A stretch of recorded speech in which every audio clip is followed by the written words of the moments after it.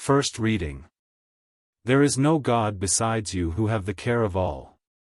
That you need show you have not unjustly condemned. For your might is the source of justice. Your mastery over all things makes you lenient to all.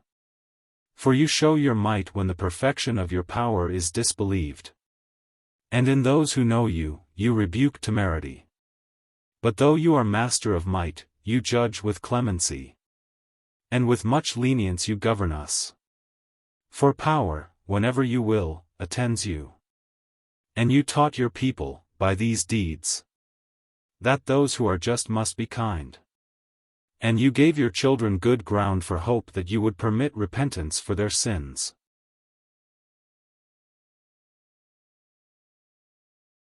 Responsorial Psalm. Lord, you are good and forgiving. You, O Lord, are good and forgiving, abounding in kindness to all who call upon you. Hearken, O Lord, to my prayer and attend to the sound of my pleading. Lord, you are good and forgiving. All the nations you have made shall come and worship you, O Lord, and glorify your name. For you are great, and you do wondrous deeds, you alone are God. Lord, you are good and forgiving. You, O Lord, are a God merciful and gracious. Slow to anger, abounding in kindness and fidelity. Turn toward me, and have pity on me. Give your strength to your servant. Lord, you are good and forgiving. Second reading. Brothers and sisters, the Spirit comes to the aid of our weakness. For we do not know how to pray as we ought. But the Spirit Himself intercedes with inexpressible groanings. And the one who searches hearts knows what is the intention of the Spirit, because He intercedes for the holy ones according to God's will. Gospel. Jesus proposed another parable to the crowds, saying, The kingdom of heaven may be likened to a man who sowed good seed in his field. While everyone was asleep his enemy came and sowed weeds all through the wheat, and then went off. When the crop grew and bore fruit, the weeds appeared as well. The slaves of the householder came to him and said, Master, did you not sow good seed in your field? Where have the weeds come from? He answered, An enemy has done this. His slave said to him, Do you want us to go and pull them up? He replied, No, if you pull up the weeds you might uproot the wheat along with them. Let them grow together until harvest. Then at harvest time I will say to the harvesters, First collect the weeds and tie them in bundles for burning. But gather the wheat into my barn. He proposed another parable to them.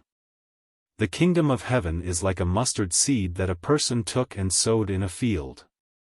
It is the smallest of all the seeds. Yet when full-grown it is the largest of plants. It becomes a large bush. And the birds of the sky come and dwell in its branches. He spoke to them another parable. The kingdom of heaven is like yeast that a woman took and mixed with 3 measures of wheat flour until the whole batch was leavened. All these things Jesus spoke to the crowds in parables. He spoke to them only in parables, to fulfill what had been said through the prophet. I will open my mouth in parables. I will announce what has lain hidden from the foundation of the world. Then, dismissing the crowds, he went into the house. His disciples approached him and said, Explain to us the parable of the weeds in the field. He said in reply, He who sows good seed is the Son of Man. The field is the world, the good seed the children of the kingdom. The weeds are the children of the evil one. And the enemy who sows them is the devil. The harvest is the end of the age, and the harvesters are angels. Just as weeds are collected and burned up with fire, so will it be at the end of the age. The Son of Man will send his angels, and they will collect out of his kingdom all who cause others to sin and all evildoers. They will throw them into the fiery furnace, where there will be wailing and grinding of teeth.